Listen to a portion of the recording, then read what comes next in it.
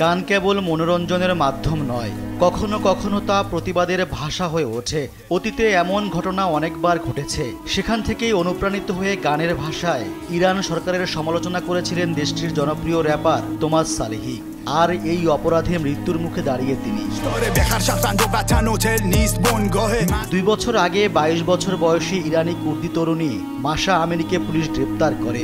পরে তিনি পুলিশের হেফাজতে মারা যান। কিন্তু এ ঘটনায় কেন পুলিশের হেফাজতে মৃত্যু হবে সেটা নিয়ে সোচ্চার হয় দেশটির অনেক মানুষ। সারা দেশে বিক্ষোভ ছড়িয়ে পড়ে, হাজার হাজার মানুষ রাজপথে নামেন। ইরান জুড়ে যখন আন্দোলন চলছিল তখন 33 বছর বয়সী সালেহি দেশের দুর্নীতি, শাসন ব্যবস্থা ও সরকারের সমালোচনামূলক গান করেন। এতে একাধিকবার গ্রেপ্তার হন তিনি।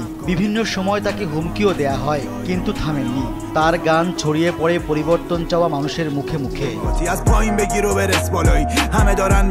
পুলিশের হাতে 2022 সালে গ্রেপ্তার হন সালেহি। প্রাথমিকভাবে তাকে 6 বছর 3 মাসের কারাদণ্ড দেয়া হয়। পরে ইরানের সুপ্রিম কোর্ট থেকে তিনি জামিনে বের হন। কিছুদিন পর আবার গ্রেপ্তার করা হয়। তারপর বিচার প্রক্রিয়া শেষে তার বিরুদ্ধে ফাঁসির আদেশ জারি করেন আদালত।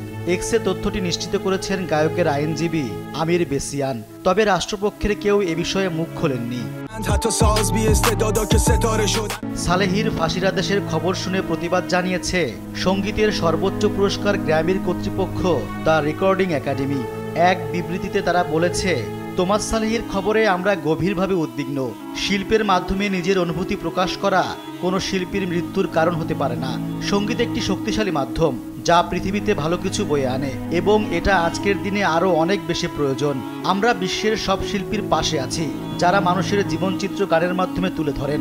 শিল্পীদের স্বাধীনতায় আমরা নির্ভীক হয়ে কাজ করে যাব। এদিকে ইরানে নিযুক্ত মার্কিন যুক্তরাষ্ট্রের রাষ্ট্রদূতের পক্ষ থেকেও একটি বিবৃতি দেয়া হয়েছে।